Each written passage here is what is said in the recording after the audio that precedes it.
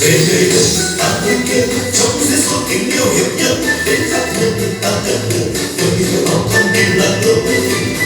Về nơi đây ta bên kia trong giây phút buồn bã sơ sót cùng chúng ta vui say vì một nơi rất giàu tình người. Nối kết với Chúa giống như nơi phục vụ hiệp nhất, anh em bên nhau cùng một chỗ với nhau nhân loại. Sóng gió bão tố mãi luôn trên khi Chúa cùng bước tìm nơi yêu Giêsu muốn mình đau sẽ luôn ngập tràn. Về nơi đây ta bên kia trong giây phút tình yêu hiệp nhất đến khắp nơi ta tận hưởng với bao con tim lạc lối, con tim lạc lối. Về nơi đây ta bên kia trong giây phút buồn bã sơ sót cùng chúng ta vui say vì một nơi rất giàu tình người.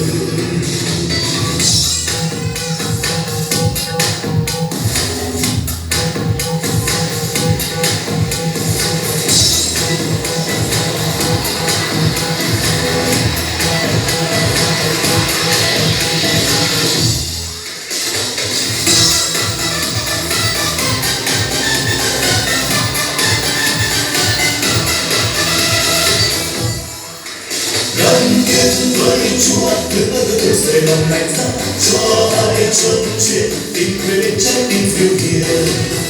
Ước muốn thế giới hòa bình yên vui gian lập vơi yêu thương anh em bằng tình yêu Chúa yêu thương nhau. Về nơi đây ta bên kia trong giây phút tình yêu hiệp nhất đến khắp nơi ta cất lời với bao con tim lạc lối, con tim lạc lối. Về nơi đây ta bên kia trong giây phút buồn bã sơ sót cùng chúng ta vui say vì một nơi rất giàu tình người. Về nơi đây ta bên kia trong giây phút tình yêu hiệp nhất đến khắp nơi ta cất lời với bao con tim lạc lối, con tim lạc lối. Về nơi đây ta bên kia trong giây phút buồn bã sơ sót cùng chúng ta vui say vì một nơi rất giàu tình người.